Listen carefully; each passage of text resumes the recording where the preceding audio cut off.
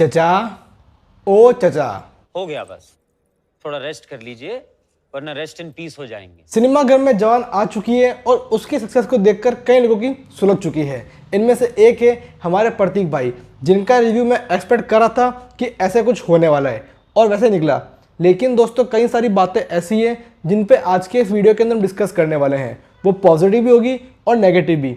तो सब कुछ क्या है, चलिए भाई साहब वीडियो के अंदर जानते हैं। देखिए दोस्तों, प्रतीक भैया एसआरके के बारे में क्या सोचते हैं, उनकी क्या थिंकिंग रहती है उनके बारे में आप सभी को ऑलरेडी मालूम है। लेकिन दोस्तों इस बार तो हद ही हो गई। एक ऐसी मास मूवी जिसके बारे में ऑडियंस की राय सिर्फ और सिर्फ उसके एक्शन सीन, हीरो का ऑरा, बीजीएम इन पर था। तो वहीं प्रतीक जी किसी और नदी के अंदर डुबकी मार गए। हालांकि उनकी जो बातें वो पूरी तरीके से गलत भी नहीं है, कई सारी बातें उनकी सही भी थी, पर कुछ बातें जो कि मुझे खटकी भी हैं। तो इन सब के बारे में हम दोस्तों बात करेंगे। फर्स्ट ऑफ ऑल जो बात की गई कि शाहरुख खान की जो बेटी है वो भाई फार्मर लैंड को ले चुकी है एज अ फार्मर रजिस्टर करके। यार देखो, ये बात बिल्कुल सही है और मेरे हिसाब से उनकी जो बेटी है उन पर कार्रवाई होनी चाहिए, केस बनना चाहिए। क्योंकि भाई साहब जो हक किसानों का है वो किसानों को रहना चाहिए, किसी और को नहीं मिलना चाहिए। तो अगर ये चीज़ हुई है तो पूरी तरीके से गलत है, ये चीज़ बिल्कुल होनी चाहिए ही नहीं। और उसके लिए उन पर जो कार्रवाई होनी चाहिए वो कार्रवाई करनी चाहिए। सेकंड चीज़, यार प्रतिभा कह रहे हैं कि शाहरुख खान ने इस मूवी के लिए 100 करोड़ रुपए लिए। अरे भाई, ये मूवी प्रोड्यूस खुद शाहरुख खान ने ही करी है, उनके प्रोडक्शन हाउस की ये मूवी है। तो कोई खुद ही पैसा क्यों देगा? ये तो वही बात है कि मैंने अपने आप को हायर किया और मैं खुद को ही सैलरी बांट रहा हूँ। कोई सेंस है इस बात का? अगली चीज़ दोस्तों ये कि इस मूवी से प्रतीक भाई इसलिए भड़के हुए हैं क्योंकि इसके तमिल डिस्ट्रीब्यूटर हैं स्टालिन। और भाई साहब जो उन्होंने कमेंट किया ना, सच कहता हूँ वो कमेंट सुन के मुझे भी काफ़ी ज़्यादा गुस्सा आया था। सनातन धर्म को छूने की किसी की हिम्मत नहीं है और वो उन्हें ख़त्म करने की बात कह रहे हैं। शर्मनाक बात थी उनकी और उन पर भी दोस्तों कार्रवाई होनी चाहिए। लेकिन इसका मतलब ये नहीं है कि उनके कारण से इस मूवी पे भाई प्रभाव पड़े।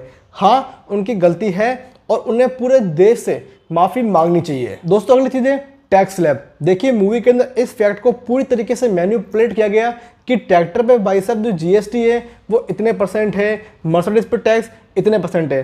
पूरी तरीके से चीज़ रॉन्ग थी क्योंकि करंटली ट्रैक्टर पर जीएसटी 12% है और मर्सिडीज पे 28%। तो ये जो फैक्ट है उसको मूवी के अंदर मैनिपुलेट किया गया है। लेकिन दोस्तों आप सोचो यार, पहले के टाइम में दूध पे कोई टैक्स नहीं था, आज उस पर भी 5% टैक्स हो गया है।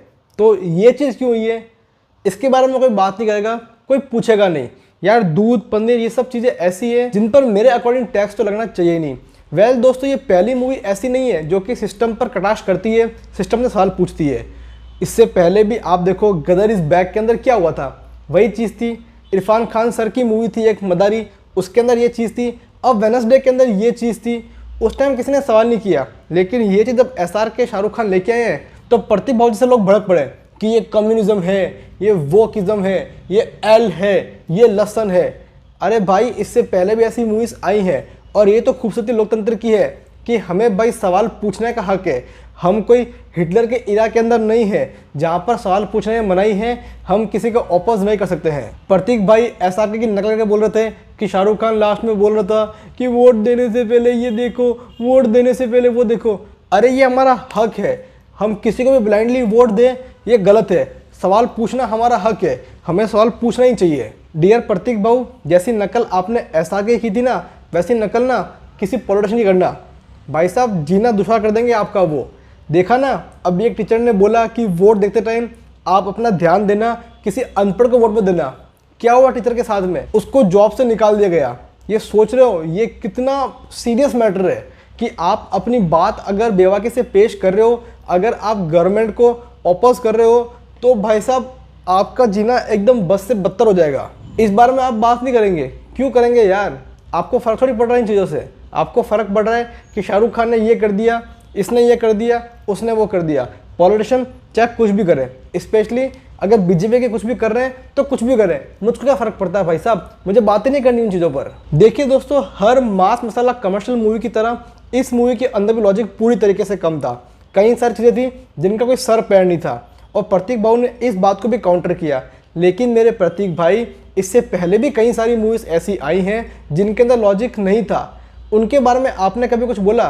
गदर 2 में लॉजिक था? नहीं था। वहाँ तो आपने कुछ नहीं बोला कि ये कैसे हो गया, पाकिस्तान में कैसे पहुंच गया, बिना वीज़ा के कैसे पहुंच गया, सनी पाजी को जब गोली लगी तो वह नदी कैसे आ गई, जबकि वो लड़ तो ग्राउंड में रहते। तो जब वहाँ आप बात नहीं करते हो तो यहाँ बात क्यों करते हो? फैक्ट्स के अंदर ये मूवी मैनिपुलेट हुई है, लेकिन क्या इससे पहले कोई ऐसी मूवी नहीं आई जिनके अंदर फैक्ट्स को तोड़ मोड़ के पेश किया हो?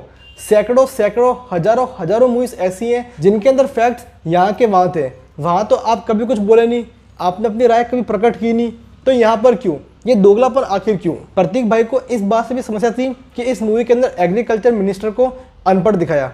अरे भाई साहब, आप नेताओं की वो लिस्ट देखो, मोस्टली जो नेता हैं वो अनपढ़ ही हैं, तो उससे समस्या नहीं है, लेकिन पिक्चर में शो किया गया तो भाई साहब समस्या है। अनपढ़ कैसे? अनपढ़ तो होते ही नहीं मिनिस्टर। देखिए दोस्तों, प्रतीक भाई की बातों से कोई समस्या नहीं है, समस्या है उनकी एक तरफा बातों से। भाई साहब, आप सेलेक्टिव हेट करते हो, वो चीज़ गलत रहती है, बाकी सब ठीक है। अभी आप देखना कि वो इस मूवी के सिर्फ और सिर्फ रिव्यू तक रुकेंगे नहीं।